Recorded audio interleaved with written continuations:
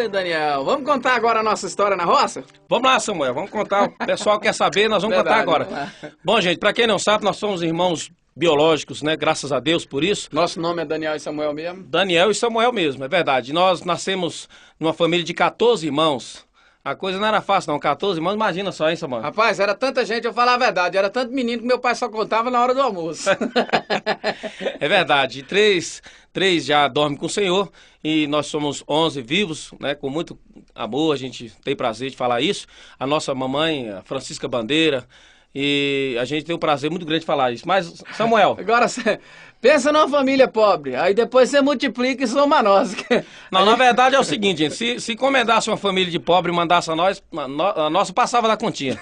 Rapaz, É era verdade? difícil demais. Daniel, você Treinando lembra pra- que a gente não tinha roupa direito? A gente era conhecida a família do uniforme. Minha mãe comprava um pano só e fazia uma roupa para minhas irmãs tudinho, entendeu? O Daniel, ele tinha uma calça de tergal que era a paixão da vida dele. Ele já tinha uns 16 anos e tinha essa calça. A calça tinha mais remendo, porque hoje você não gosta de calça remendada. Mas eu não uso de jeito Você nenhum. é Deus me livre. traumatizado. E eu, a Traumatizado. primeira calça comprida que eu vesti, gente, na minha vida, Rapaz, eu lembro, lembra? a costura dela era de lado, né? e não tinha bolso nem na frente nem atrás, era vermelha. Ô, trem feio danado. viu, senhor? Sofrimento E danado, aí eu rapaz. ia pra igreja, eu ficava doidinho, gente. Chegasse domingo pra eu ir pra igreja com aquela calça. Porque eu ia encabuladinho. E outra coisa que eu lembro também foi uma vez que minha mãe comprou um tênis pra mim, eu já tinha uns 12, 13 anos, comprou um tênis. A coisa mais bonita que eu achava no mundo era eu andar e olhar pro meu rastro, porque eu achava bonito demais o rastro no chão, sabe? Do tênis. Era muito bonito. Rapaz, você falar em tênis agora, eu lembrei.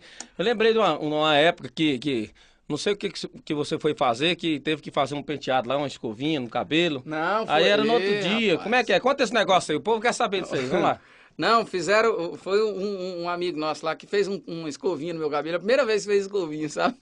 Aí eu achei o bonito demais. Eu acho que eu fiquei muito bonito com aquela escovinha. Eu fiquei tão cabulado que de noite eu não dormia pra não estragar a escovinha, porque eu tinha que ir pra escola no outro dia. O negócio era Era de gato jeito. demais. O treino era fácil, não. Rapaz, outra coisa que eu lembro assim demais da gente, que era dificuldade. Você lembra aquela doideira que nós prendemos um boi uma vez dentro do curral e você pegou um paletó vermelho que meu pai tinha? Rapaz, esse Samuel aqui, um amigo da gente de tempo de infância, que nós morávamos na roça, lá na fazenda do pessoal, e nós conseguimos prender um boi lá, um boi bravo que tinha lá. E aí eu peguei o paletó do papai, o papai tinha um paletó, o único paletó que ele tinha que pregar na igreja era um paletó vermelho. E eu peguei aquele paletó e levei lá pro curral e a gente balançava aquele paletó na frente do boi e corria subindo uma árvore, que tinha um galho assim por cima assim do curral.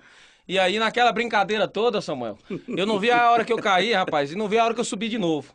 Mas aí, gente, com essa brincadeira, o paletó caiu e o boi pegou esse paletó e rasgou tudo. E aí rebentou a cerca, rebentou a cancela e aí não tem jeito. Aí E o papai sumiu o paletó. depois o papai procurou, cadê aquele paletó, Chica? Minha mãe chama Francisca. E papai procurou, cadê aquele paletó? E mãe, ó, seu Zé, não sei onde é que tá aquele paletó, não. Até E hoje assim, ninguém sabe nem o rumo do paletó. não sabe o rumo. Agora, Samuel, interessante é o seguinte. A época que a gente usava mais camiseta nova, gente, era o tempo da política. E aí, o pastor da igreja que a gente congregava lá, o pastor reunia o povo da igreja lá e dizia, olha, irmãos, tal dia vai ser o dia dos políticos vir aqui na igreja apresentar os seus projetos e tal. E os irmãos tragam todo mundo, vem a família, traga amigos, parentes, todo mundo para ouvir a proposta, né? E a gente ia e papai, ele passava em muitos comitês e pegava uma camiseta de cada candidato. E fazia questão de Aquilo nós sentar. achava bom, menino, porque aí tinha camiseta nova. pra Novinha, vestir. cheirosinha, rapaz. Cheirando aquela tinta assim. Aí a gente sentava, papai fazia questão de todo mundo sentar na frente ali. Aí os candidatos, o pastor preparava umas cadeiras para os candidatos sentar lá. E aí os candidatos ficavam olhando assim e a gente ouvia depois eles comentarem. Eles falavam, rapaz, será quem que o irmão Zé João tá apoiando? Porque cada menino tem uma camiseta. cada menino tá vestido. Era, Rapaz, veja, o treino não era fácil não, não né, era rapaz? fácil, não. Mas era muito bom, rapaz, porque a gente sentia a presença de Deus, né, Samuel? É verdade. Agora, trabalhar na roça, eu vou te contar um negócio. Rapaz, você tinha preguiça demais, viu? Não tinha Não, não. você Rapaz, o tinha. negócio é o seguinte, Não, é porque fala a verdade. eu tinha um dom de Davi, né? Davi só levar Não, comida senhor. pro povo. Tá? O Daniel, gente, é o seguinte, o Daniel, ele conseguiu colocar no coração da minha mãe uma doença. E você sabe que você colocou uma doença no coração de sua mãe, já era, né?